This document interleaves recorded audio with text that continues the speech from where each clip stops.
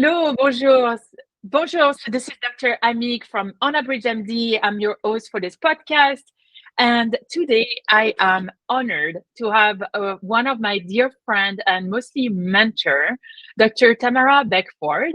And I'm going to let you hear from her because she is an incredible speaker and she knows how to get the troops reunited behind a mission.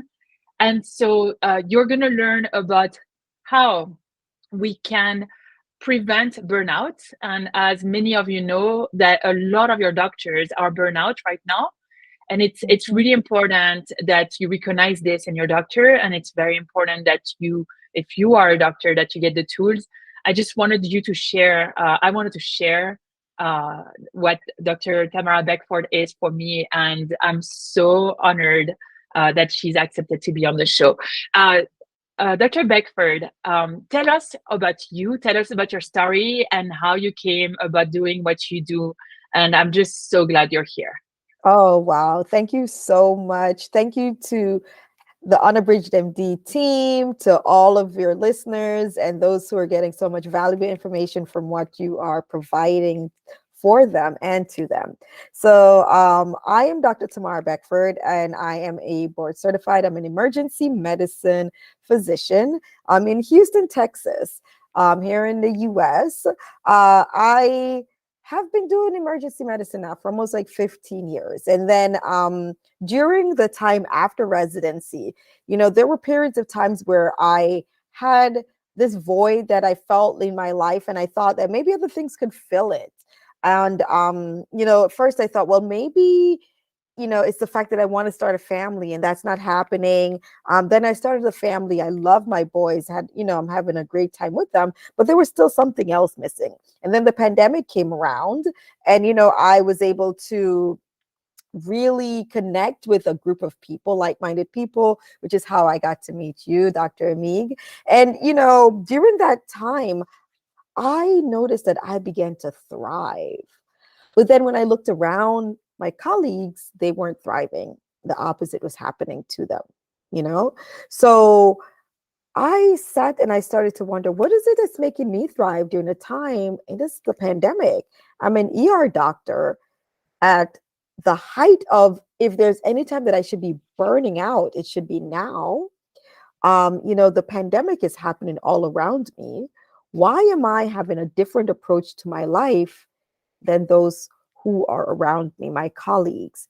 And then I recognized that it was the self-care portion, is the way that I interpreted what's going on in my life and the decisions that I made during that time versus some of the decisions that my colleagues were making during that time. So now that leads us to what, burnout is. So burnout, is when you're really having a hard time adjusting to your schedule in work. You no longer want to be there. You no longer find the passion to do what it is that you're doing, especially work related. You're finding that the quality of your work is starting to go down. The productivity has gone down. You're starting to have negative emotions geared towards even just the building, even the thoughts of going to work, right? If you have the pleasure of having a 9 to 5 during the weekends, you're excited. And then Sunday night, you start to become low in your emotions. By Monday, you are sitting in your car for 30 minutes before you decide to go inside the building. Some people are crying, some people are nauseous, some they're having any type of visceral reaction to this. So, that's one of the way to really describe burnout. So, during this conversation, we'll really discuss what are some things that happened to others? What are some things that I did that were different than my colleagues during the height of the pandemic? Why am I so passionate about burnout and reducing stress and burnout in the workplace? So I'm just totally looking forward to this wonderful conversation with you, Dr. Amigues. Yeah, no, thank you so much. This is wonderful. It's really interesting that you almost like what you mentioned, right? It's easier to see that we are burnout once we are on the other side. So it's like Absolutely. almost, it's only once you're away from it that you're like, oh my goodness, I was burnout. I Mhm. was. I, Mhm. to me, like one of the most important thing is that I want to love my patients. I want to enjoy every moment that I'm opening the door and I'm like, hello, doctor, Mr. or Mrs. So and so. Mhm. And I realized I was like, oh, I've always been like this. And suddenly I wasn't. But it's Absolutely. only later on I realized Yes. what are the tools that, because burnout exists in every single um Mhm. special, it's not just medicine, right? What Absolutely. are the tools? How do you recommend, like, what do you say to people who are like, okay, well, how am I supposed to know that I'm burnout or not? And then, like, why are you talking about burnout anyway? I don't want to hear anything about Right? work at this point. Yeah. So absolutely, why are we even talking about burnout? Why aren't we just talking about like just trying to make everyone happy? No, burnout is not about just trying to make everyone happy. It's really a fulfillment that's within, that's deeper than just, okay, let's just give you a pizza party for to congratulate you for making it through this particular rough week. Burnout really is something that initially it starts off as a reaction to work or a work stressors, but then it can magnify and take over someone's life and move on to the point where it's full blown depression, right? So now it's not the reaction that we've talked about, that I don't want to go into work on Monday. I'm sitting in a car for 30 minutes. It turns into the I can't even get out of bed. I no longer have any pleasure with anything that goes on in my life. It is now taking over my entire life. And now I'm no longer just burned out, but I'm now depressed.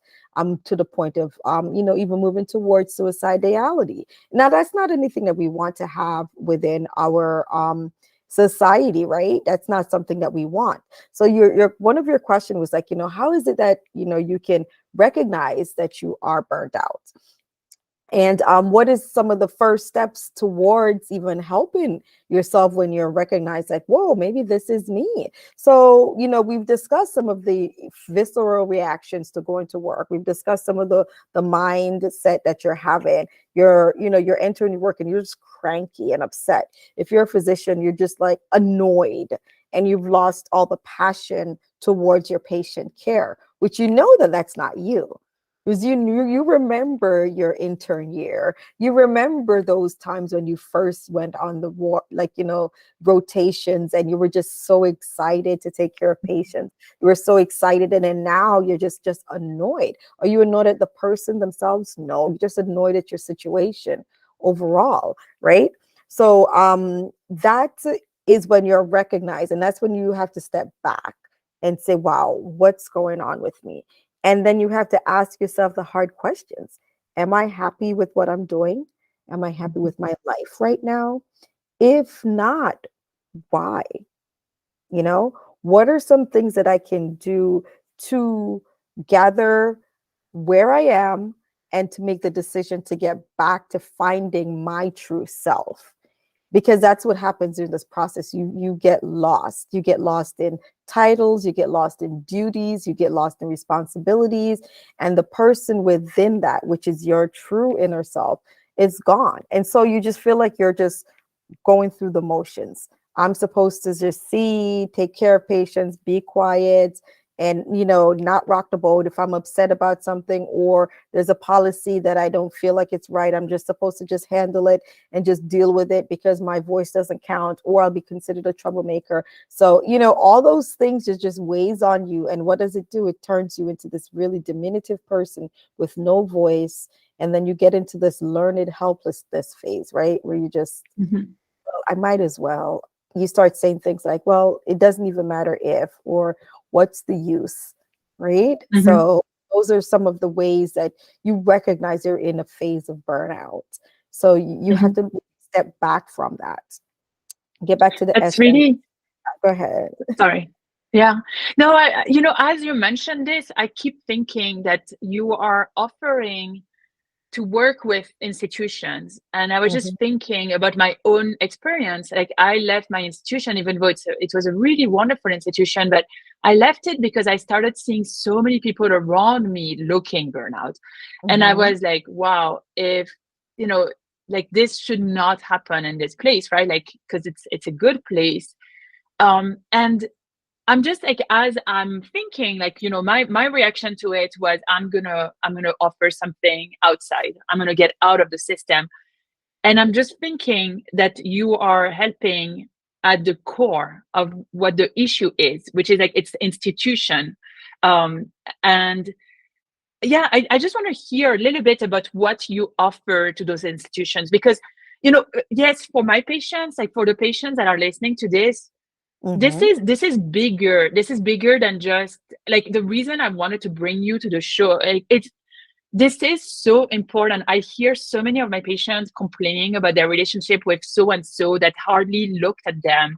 But I think they have to realize we're human, and this is a big issue that Mhm. almost, like, I don't know how many percentage of physicians are experiencing or I've experienced. And I think patients can ask for tools for their doctor to make sure and our Mhm. doctors are not burnout. So what do you offer exactly? Like, how do you help? Just in general, because of course Mhm. I'm sure this takes 4 hours, but in general. Absolutely. So one thing that I do want to point out in that, we've been discussing this in relation to like doctors, but I'm pretty sure a lot of the general population are dealing with the exact same thing. So what I want to really emphasize is that as you're listening to this, as someone who is, an avid listener to the Unabridged MD, don't feel like this is only related to your doctors.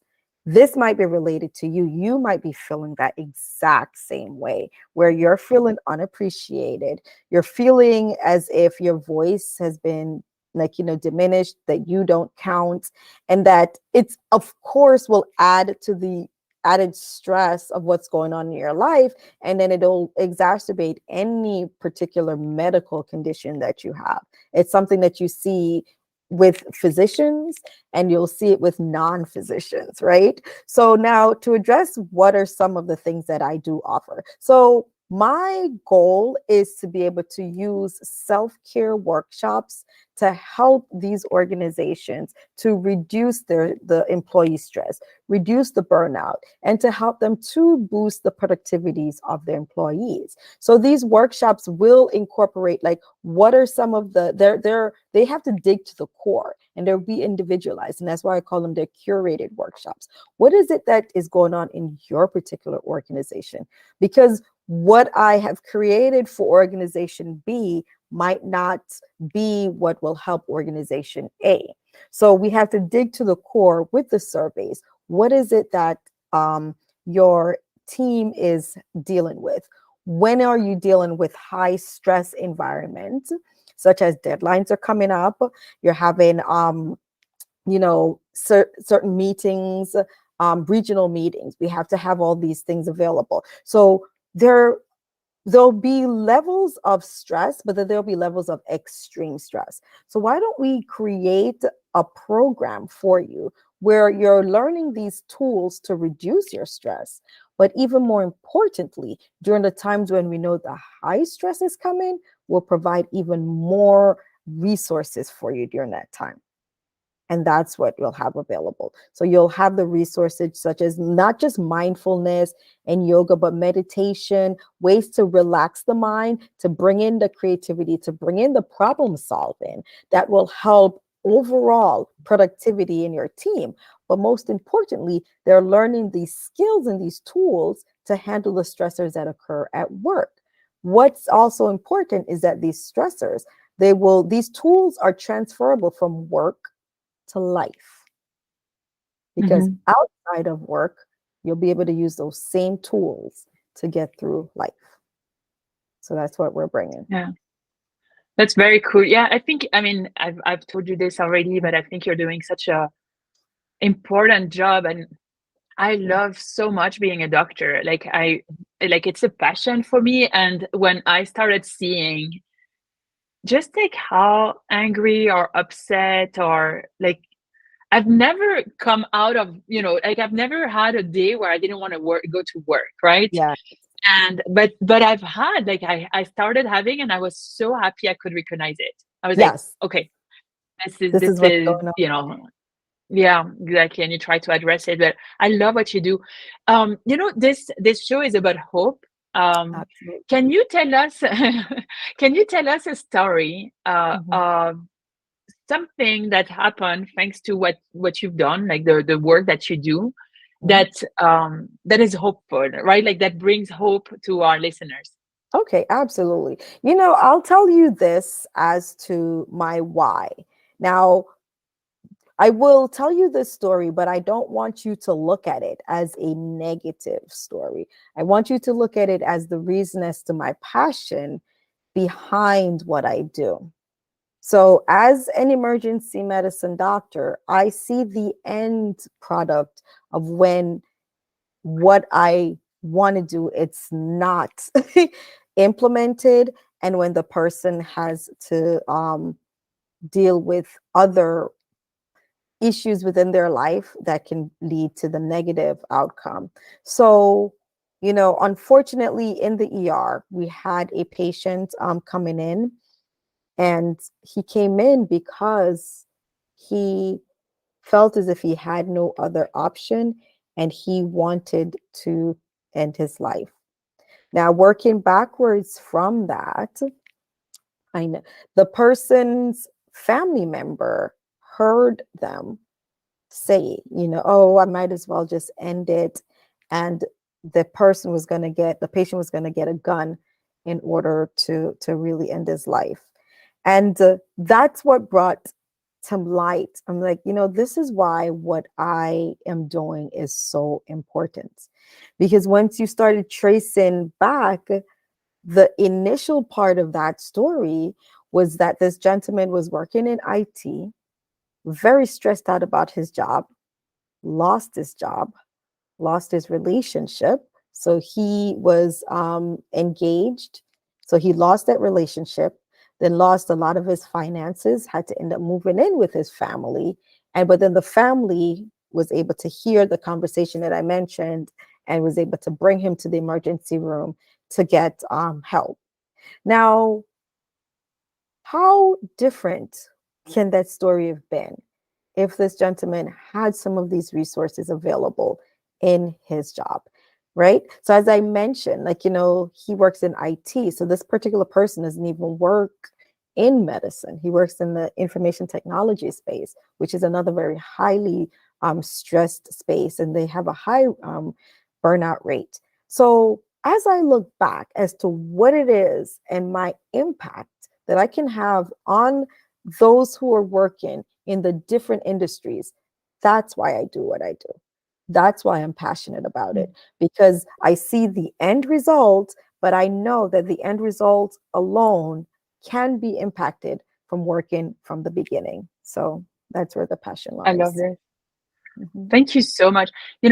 I because this is towards the end of our interview, but I want to share this. I do exactly this with my patients. Like, Mhm. you cannot heal a patient unless they heal themselves. Like, you really just, I see myself as the witness of the Yes. healing of my patient, right? Like, they have the power to heal. Mhm. I'm helping them along the way.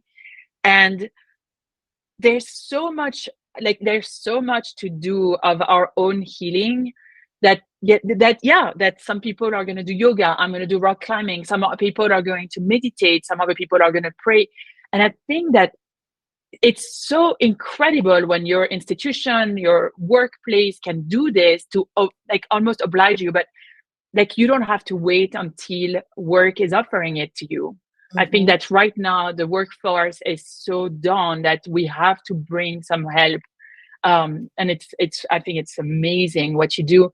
And I just want to say to my patients, like, you can do it now. You can start meditating. You can start taking care of you, and you can, make sure that you have someone that's helping you, some accountability partners as well. I find that to be Absolutely. very helpful.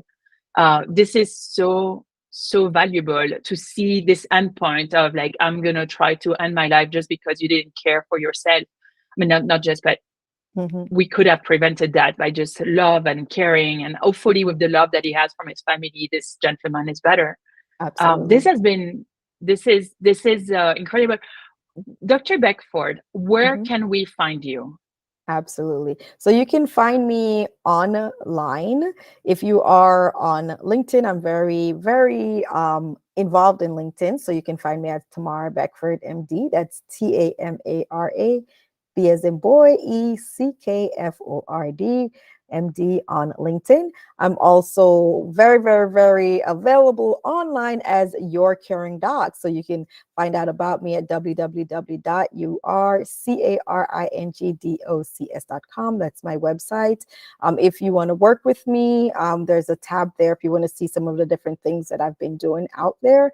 Absolutely. And also I'll have some master classes coming up. So you'll be able to join in and be a part of the master classes. They're all free, and we'll give you some insights as to some tips on how to help to avoid burnout in your team and to help to boost productivity. So I'd love to have you join me there. That's wonderful. Well, thank you so much, Dr. Beckford. And again, if you are in the Denver or Colorado area and you are looking for a rheumatologist that cares and really wishes to get you to remission as soon as possible with treatment or without treatment, I am your rheumatologist. We are accepting new patients at UnabridgedMD.com. And the slots are filling up pretty fast. So take your spot. And we are the first direct care rheumatology in Colorado, which means that you don't actually need any referral. And if you decide that you need a rheumatologist, well, I am she. Have a wonderful day and see you next week. Bye, everyone. Bye.